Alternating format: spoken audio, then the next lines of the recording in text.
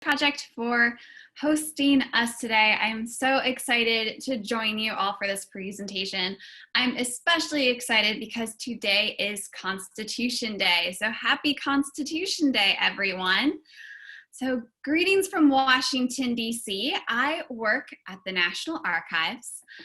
You can see, hopefully everyone can see the National Archives building in Washington, D.C. on your screen right now. And before we get started, I have a question for all of you. And please, yes, during today's presentation, use that chat box to share your responses. Or if you're watching this program with other folks at home, you can chat amongst yourselves too. But today's program is definitely going to be interactive. I want to give you all a chance to think about these questions and share your responses. So before we dive in, I'm at the National Archives, but does anyone know what is an archive? What might we find if we were to go into this building together? So you can use that chat box if you have an idea of what types of things we might find in an archive or at the National Archives. And if you're not sure, that's okay, because we're going to find out together. A place that keeps documents. We might find old documents here. A lot of it stores information, a place to keep old stuff. Absolutely. Yeah, the National Archives is where we store the records of the United States government. In our case, these records are things created by or collected by the government in the course of business. But you all might have an archive at your home as well, too. So think about this. Do you hold on to old photographs? Do you have a place where you put important papers? Have you ever held onto your report card? Or do the grown-ups at your home have a place where they store important papers? Seen a lot of yeses. Well, that means you have a personal archive at home that helps tell the story of you. At the National Archives, our records, our documents tell the story of the United States. And we are perhaps most famous for our founding documents of the United States. But before we get to our founding documents, this next slide just gives you an example of all the different types of records we keep at the National Archives. Things like photographs, things like laws, things like Supreme Court cases. We also have audio recordings, video recordings, and so much more. And these papers can help tell the story of the history of the United States.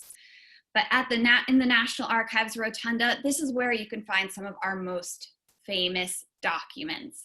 This is where you can find the Declaration of Independence, the Constitution, and the Bill of Rights.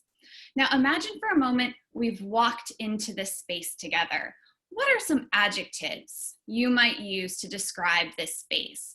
What's a word that comes to mind as you're examining this photograph? What word might you use to describe this space?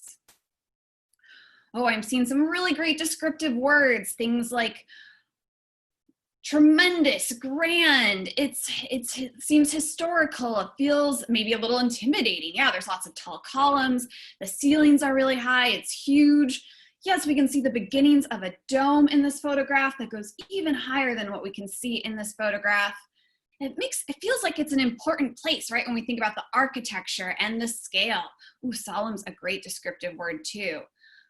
Well, this is the place where we preserve and protect the founding documents of the United States. This is where you can find the Declaration of Independence, the Constitution, and the Bill of Rights. These are our important founding documents. We call these documents the Charters of Freedom. Now, I know when we look at these documents, at least these first couple of pages here, they look a little similar, don't they? They're a little bit hard to read. But you know what? They each play an important role in setting up the United States. So today, we're going to build something together that's going to help us distinguish between these three founding documents and learn a little bit more about their purpose and why they were created. So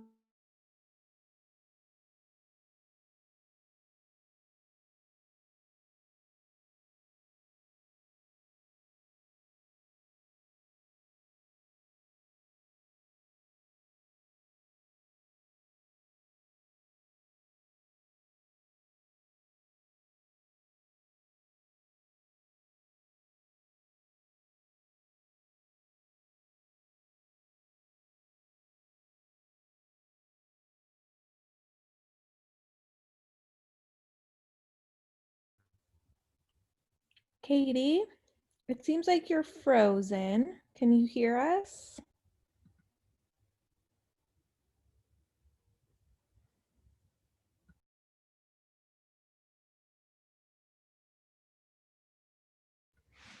All right, everyone, it looks like we lost Katie.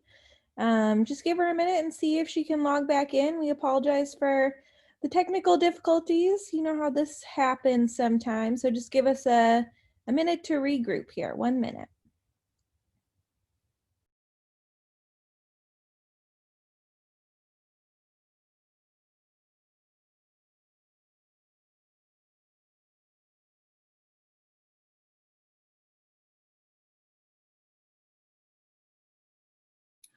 Okay, I think I'm back here. Sorry about that. We can see you, no worries. Not sure what happened there. All right, let me go back to sharing my screen. Okay, can you see the Charters of Freedom PowerPoint again, Therese? Yes, we can. All right, excellent. Well, thank you everyone for your patience with that. We're gonna dive right back in together here. And as where I left off, we're going to build something today to help us distinguish between these three documents. So we're going to start with the Declaration of Independence. And today we're going to build a house together. And the first thing that we need is a foundation. So the Declaration of Independence is going to be our foundation. It's going to be a nice, sturdy basis for our house today. So let's learn a little bit more about why this document was made. So we have to go back in time to when, before the United States was even the United States, there were 13 colonies that were still a part of Great Britain. And these colonies were ruled by King George III of England. But over time, many people living in the colonies felt that King George III was an unfair and unjust ruler. They were upset because they had no say in their government, no representation in their government. They had to pay taxes that people all the way on the other side of the ocean decided that they needed to pay. They didn't have any say in these taxes. They felt that many of the king's actions were unjust. So there are struggles that grew between the colonists and the British, which eventually led to the outbreak of conflict in 1775. And as this conflict progressed, it began to look like there wasn't going to be a resolution, that it was now time for the colonies to become their own country and create a new form of government where the people would have a say. And so a group got together to write, known as the Continental Congress, and they decided that it was time to create a Declaration of Independence to announce that the United States, the now former 14 colonies, now United States of America, were going to form their own country. And they voted to break away from Great Britain. They also appoint a committee of 5 people to draft this Declaration of Independence, this announcement of this independence. And Thomas Jefferson, on this committee of 5, he's going to take the lead on this group project and draft the document. Now, I could tell you what this document says, but I want to give you all a chance to take a look at it together first. So when we look at a new document for the first time, I always like to think of it as being a document detective. We want to ask some questions and try to pull some information from this document. So it's totally fine. I do not expect you to be able to read the small print on this document, but can we pull some details from the parts we are able to see that answer some of these questions? Can we find any information about the author of this document? Can we find any information about when it was written? Can we find any information about where it is from? So go ahead and send me your chats or discuss amongst yourselves. Can we identify any of these clues? Awesome, many of you are finding the name of John Hancock if we're talking about the author of this document. Absolutely, the president of this Congress is signing this document, but this is a bigger author than just John Hancock. Sometimes the word by can tell us the author of the document. So according to the header on this document, who is the author of this document? Who wrote it? look at the text on this page. Who is this document by? Amazing. Okay, some people are saying representatives. Yes, this is not just John Hancock's document. This is representing the ideas of the representatives of the United States of America who are meeting in this Continental Congress to make decisions for these 13 former colonies, now 13 states. Absolutely. So this is bigger than just John Hancock. It's bigger than Thomas Jefferson. This document is representing these 13 states. I see a lot of us also found information about the date. We can find, many of us have found, okay, it's July 4th, 1776, an important day when this language is approved by this Congress. So they had to vote on this declaration, and July 4th is the day that it is passed. People are also noticing the United States of America. Absolutely, it's telling us where this document is from. In fact, can anyone find another clue on the bottom section of this document that tells us where it was made? Absolutely, yeah, this is Philadelphia. And how was this document created? How was it made? Is it printed? Is it handwritten? People are noticing that it's printed. Absolutely, right? As we zoom in, we can see it's pretty clear to read this type. Okay, so we've got the who, the when, the where. We can also find some clues in this text that tell us the big ideas of this document. Now, if it's too small to read on your end, that's okay. I'm going to read it out loud as well. But can you find any of the bolded words in this text that help us think of, or that help tell us what the main idea is of the Declaration? There are some bolded words in this last paragraph that help make this announcement clear. Oh, excellent. People are noticing that it's we are the representatives of the United States of America, that we fully declare that the United Colonies are and of right ought to be. People are noticing free and independent states, that we are absolved from allegiance to the British Crown. So that helps us get at the main idea. They are declaring their freedom from Great Britain, they're dissolving their ties that connect them, and they are going to be their own country. So yes, many of you are making that connection to Congress. This is on behalf of Congress making this announcement that the colonies are going to be free. Now, the bulk of this document explains why the colonies are making this announcement. They're going to list all of the reasons they believe the king has wronged the colonies to justify this decision for why they are in the right to create their own country, where they are going to be able to govern the way they want to govern. So that's another big part of this document, is justifying this reason for leaving the British, leaving the king. And so when we think about what does the Declaration of Independence do? Well, it's kind of like this foundation, because it's saying the colonies are now a free country, and it's listing those reasons for splitting from Great Britain. It's also going to set forth some foundational ideas that are going to help shape this new United States. Within this document, Jefferson wrote, "We hold these truths to be self-evident, that all men are created equal." I want you to take a moment and think about this statement. What does the idea that all men are created equal mean to you? Take a moment, send me some chats, or if you're watching with other people, you can discuss amongst yourself. What does this idea mean to you? That we are treated the same, that we have the same rights, all people are even, that everyone is equal, and this should include men and women. No one has more power than someone else. Absolutely, these are great responses coming in, that we should all have the same rights. Now, this is going to be a really important idea for the United States moving forward. And we know at the time the Declaration is written, that this doesn't apply to all people yet, but it has this general language that people are going to use to make the case that all men should be created equal in the United States. And it also says that they are endowed by their creator with certain unalienable rights, that among these are life, liberty, and the pursuit of happiness. So they want to create a new government where all men will be created equal, and we will all be able to protect these rights. Okay, so July 4th, 1776, it's the day the language is approved. This is the day we think of as like the United States birthday. In a way, the Declaration of Independence is kind of like the birth certificate for the United States. What are some things, has anyone ever celebrated on July 4th before? What are some examples of things you might do on this day?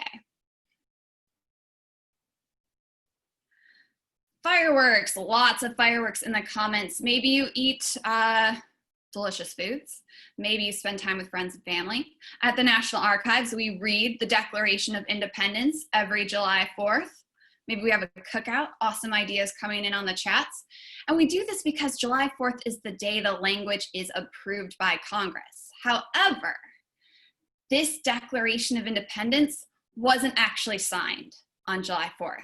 Because first we had to create this document. Timothy Matlack is the person who wrote it out or engrossed it, which means to write it out in a fine, clear hand.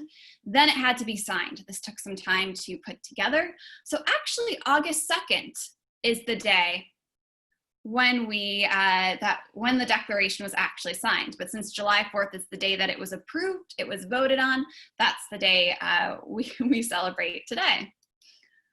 And signing this document was risky. How do you think the king might have viewed the people who signed this document? Yeah, seeing some things, this might be seen as treason, that they're traitors, there's gonna be outrage, so signing this document is risky. But they believe, the men who signed this document believe that they had a right to form a new government, and they were willing to pledge their lives, their fortune, their sacred honor, as it says in the Declaration. Now, of course, to secure independence, war continued until the Treaty of Paris, where the British acknowledged the United States as an independent nation. But we had some big questions to answer after this document. It's one thing to declare independence. There's John Hancock's signature there, zoomed in. I saw some comments noting that John Hancock's signature is the largest signature on the document. He did sign it first as the president of the Continental Congress. But after we have this document, where do we go from there? What is our government going to look like? Who's going to be in charge? So to answer that question, to give us the walls of the structure we're building today, the shape, we're going to look at the United States Constitution next, our next Charter of Freedom. This is the document that sets up the system of government. It tells us what the responsibilities of a government are going to be, how they're going to share those responsibilities. It's the supreme law of the land. And within these 4 pages, 7 different sections, 7 articles, they're going to set up a system of government that's different from the one. There's no king or parliament. Instead, there are going to be 3 branches of government that share power. So we're going to take a look at some clues that tell us or help us review, if you've already studied, these 3 branches of government. So I'm going to share some images. I want you to observe the clues, tell me what you find, and we'll see if we can figure out what these 3 branches of government are by looking at these different pictures. All right, here's our first image. What can we find in this photograph?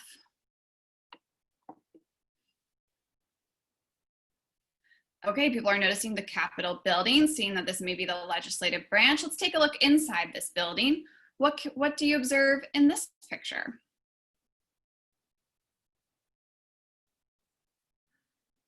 Okay, yeah, we're seeing lots of people here. This is going to be Congress. Yes, all these different representatives and senators representing the different states. Some people think this is the State of the Union address. Good call. We have a president here delivering a speech to Congress. And if we look at our next image, it shows us one of the jobs of Congress.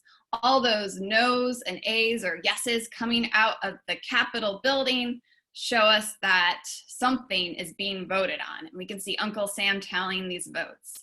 So if we put it all together, and many of you have already figured it out, this is showing us our legislative branch. Article 1, Section 1 of the Constitution tells us that there will be, all legislative powers will be vested in a Congress, which has 2 parts, the Senate and the House of Representatives. This is where our states are represented. Absolutely, so that's our first branch of government. Let's look at our next clues. You may recognize this building. Executive, people are saying White House. Absolutely, and inside the White House, we often have the spotlight on it. Who works in the White House? Yes, absolutely. Seeing some clues coming in the executive branch. The president, yes, in this case, we have a photograph of a former president signing a bill into law. So Congress passes a bill, the president signs it into law. In this case, we have this is showing us in these 3 clues, Article 2, Section 1, which tells us we're going to have an executive power vested in a president of the United States. That's our second branch of government. All right, which means we have one more. Take a look at our, by process of elimination, I see lots of people figured out we've got the judicial branch. Check out what they're wearing.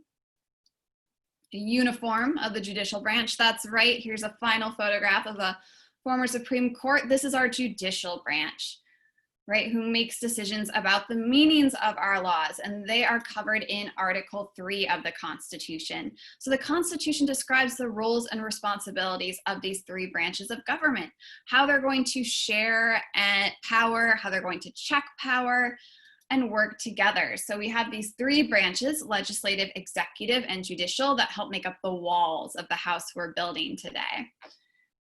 So when we think about the question, what does the Constitution do? How might we answer it? If we could sum it up in one sentence. Makes laws, so it sets up the supreme law of the land, absolutely.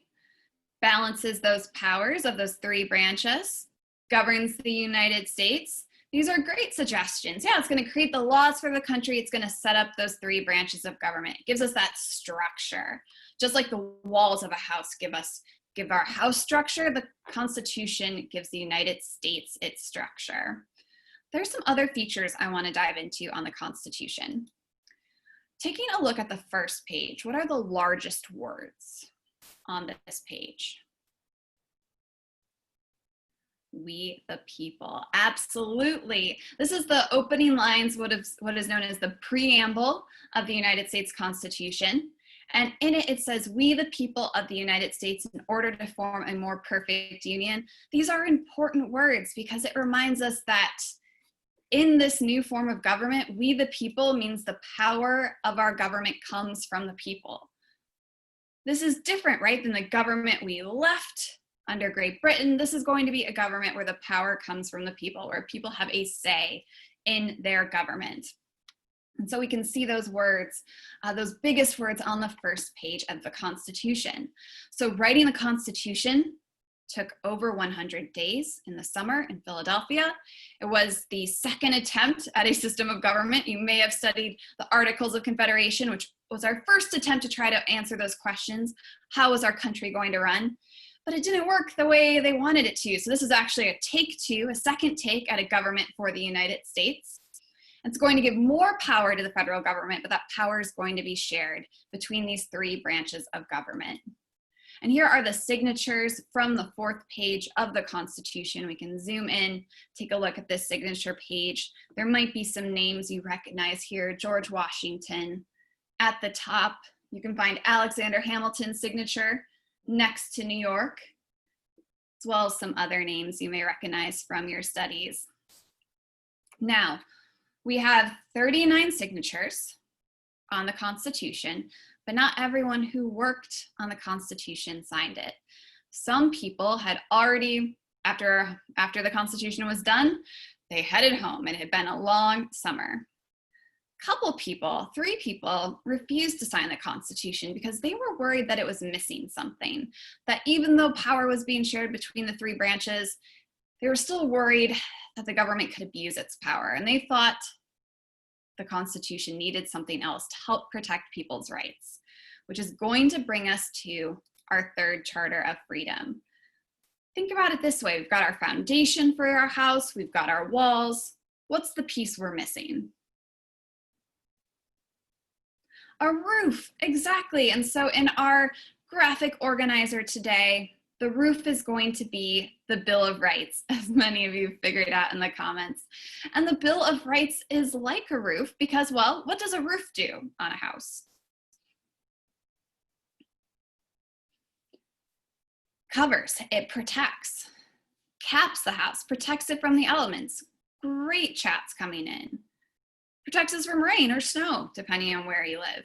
Yeah, it's an important piece. And the Bill of Rights is an important piece to the United States because it is also going to protect people's rights. Just like a roof protects people from the elements, the Bill of Rights is going to protect people's rights. So here we have the version, the file copy of the Bill of Rights from the National Archives. And when we talk about the Bill of Rights, we're talking about the first 10 amendments or changes to the Constitution. These are different articles that help protect people's rights by limiting government power. This is what a couple of people thought were missing from the United States Constitution. And in order for the Constitution to go into effect, states had to approve it. And even as different states were voting on the Constitution, some states agreed that it was missing a Bill of Rights. So they voted on the Constitution, but wanted Congress, when it met for the first time, to consider some amendments that would help protect people's rights. So when Congress gets together at the Capitol in New York, where the Capitol is located at this time, James Madison helps champion these new amendments, these proposed amendments through Congress. He needs 2/3 of the House and the Senate to approve them. Then the amendments have to go to the states for approval. So this is a difficult process. And actually, when you look at the version of the Bill of Rights at the National Archives, this is the official joint resolution that's approved by Congress. There are actually 12 amendments listed here. When we're talking about the Bill of Rights, we're talking about the first 10 amendments, which means only 10 of these articles were approved by the states and officially became a part of the Constitution. Exactly. So today's First Amendment is actually the third amendment listed on this document. The first two listed here did not get enough votes from the states in order to officially become a part of the Constitution. Now, the first one had to do with the size of Congress. The second one has to do with when Congress can get a raise. That's going to come back 200 years later as the 27th Amendment. Yeah, so the first two did not make the cut at the time when the states are voting on these amendments or changes to the Constitution. But from Amendment 3 through 12, these amendments are going to do important things. They're each going to limit government power and protect people's rights. When we're talking about a Bill of Rights, we're talking about a list of things we get to do. It's also a list of things the government cannot do. So when we think about the Bill of Rights, one example is the First Amendment. And we have an image here that shows some of the freedoms protected by the First Amendment. So it protects the freedom of religion, which means the government cannot establish an official religion. People have the freedom to worship as they choose. It's protecting that right. Protects the freedom of speech, the freedom of the press, the freedom to have a say in government through peacefully assembly and petitioning the government, writing our elected officials to express changes we want to make. It helps protect those changes. So when we're talking about the Bill of Rights, we're talking about this list of limitations and protections of rights for the people. Just like a house caps a house, or just like a roof caps a house and protects people inside, the Bill of Rights is going to cap government power by protecting people's rights. It's limiting the government's power. So if we put all of these pieces together, we have built a house, and we can use this house to distinguish these three charters. We've got our Declaration of Independence, the foundation, that first step to creating a United States. We've got the Constitution, sets up our three branches of government, gives shape to our government. And we've got the Bill of Rights, our roof. It's going to protect people's rights, limiting government power. Here's my next question for y'all. Think about if we had built a house today, a real house today. After you build a house, can you make changes to it? Yeah, what are some changes we could make to a house? Absolutely. So in terms of a real structure, we could put in a new kitchen, we could renovate, knock down a wall, make it open concept, paint a wall, All sorts of things we could do. Add on a garage, absolutely. Well, same with our Constitution. We can make changes to it. And I see some of you have already thought of the idea of amendments. Yes, we can amend the Constitution to make changes, to make it work a little better when needed. And we've done this 27 times throughout our history. Now, amending the Constitution is a challenging process. Again, you need 3/4 of Congress, and then, you need 2/3 of Congress, and then 3/4 of the states to approve those changes. So while we've probably had over 11,000 proposed amendments, only 27 have been successfully added to the Constitution. But those amendments have played an important role. If we think about the opening words of the Constitution, we the people, if we think about the idea that all men are created equal, at the time these documents are limited, those ideas are limited. It doesn't include women. Slavery is permitted under the Constitution. It doesn't include many people's voices in government. Voting is limited to property-owning white men. So through amendments, we've been able to help make those ideas include more people, by extending the right to vote to more people, by abolishing slavery. Amendments have played an important role in making we the people mean we the people. All right, everyone. Well, you have done such a terrific day, or you've done terrifically reviewing these 3 founding documents with me. So I want us to put our knowledge to the test next.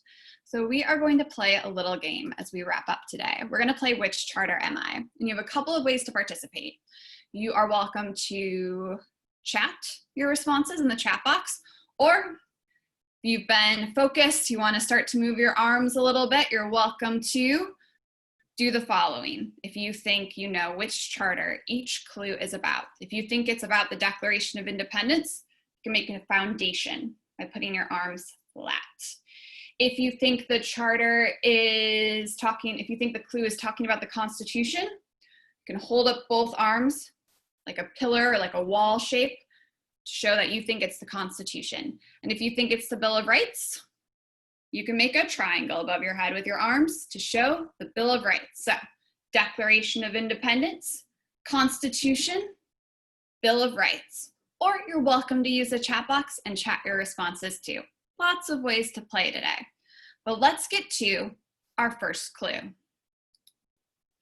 I am the charter that protects people's individual rights, including freedom of religion, speech, press, to assemble, and to petition. Well, I'm seeing lots of responses coming in, thinking about which charter protects people's rights. It is the Bill of Rights. Great work, everyone. Let's take a look at our next clue.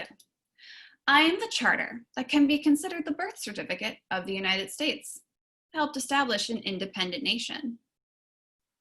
So thinking about, okay, what are some clues there? Which charter comes first? What's going to be our foundation? See some, people are remembering the 4th of July, Declaration of Independence. Let's see if you're right. It's the Declaration of Independence. Great work, everyone. Moving on to our next clue. I am the charter that sets up the 3 branches of government. Legislative, executive, judicial. Lots of guesses coming in. We'll give it a moment. Wait for the reveal. If you remember the walls, the Constitution, you are correct. We are talking about the Constitution. Sets up those 3 branches of government. Talks about how their powers overlap, which responsibilities they share, which responsibilities belong to each branch, all in the Constitution. Okay, I'm the charter that states the ideas that our nation is founded on, including the idea that all men are created equal and that life, liberty, and the pursuit of happiness are the unalienable rights of man. This one's tricky because we do see the word right in there, but which charter lays down those foundational ideas that we're going to build upon?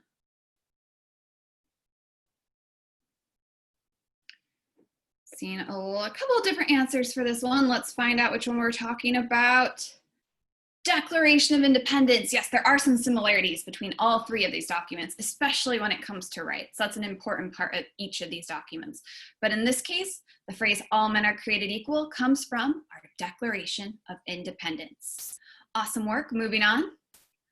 I am the charter that begins we the people, which means that the power of government comes from the people. Try to remember which charter did we see those big words on, we the people.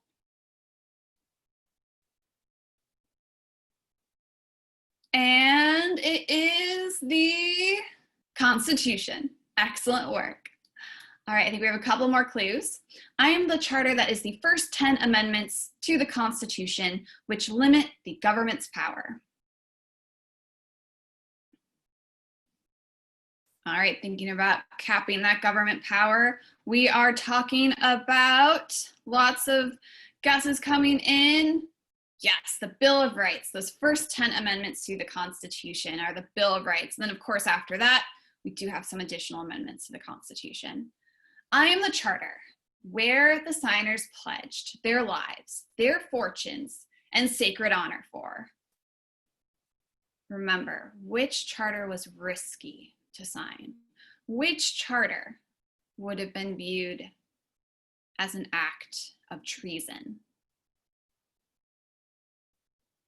Oh, I'm seeing lots of clues coming in. Yes, our foundation, our base, right? Setting out on our own to form an independent country, going against the king. That's going to be the Declaration of Independence. Awesome work, everyone. Let's move on to our next clue. I am the charter some people believed was missing from the new plan for the United States government. What's that last piece we needed? What's that piece where some people are like, we can't approve of this plan until we know, all right, we're going to have these things protected. Think of as we were building that house, what was our final piece? That's going to be the Bill of Rights. Absolutely. All right. Oh, we've got another clue. I am the charter that has been amended or changed 27 times. So think about which charter we actually make the changes to. This one's a little tricky.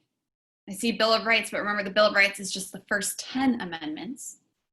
Where do we make the rest of those changes when we amend? We're talking about amending the Constitution. That's right. And that section, there's even an entire section of the Constitution, Article 5, that describes that process, how we're able to make those changes. All right, everyone, pat yourselves on the back.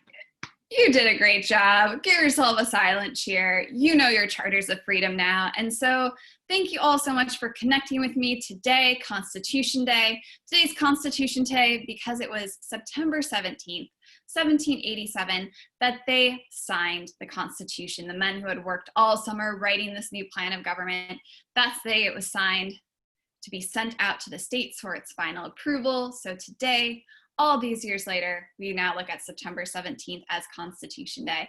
And the National Archives is the home of these founding documents. So I'm so glad you all could join me today to go on a virtual journey of these 3 founding documents that you can find at the National Archives. So thank you so much, everyone. I appreciate this opportunity to connect with you all today. And thanks for joining me on the special Constitution Day presentation. All right. Thank you so much, Katie. And thank you everybody for joining. Have a great afternoon.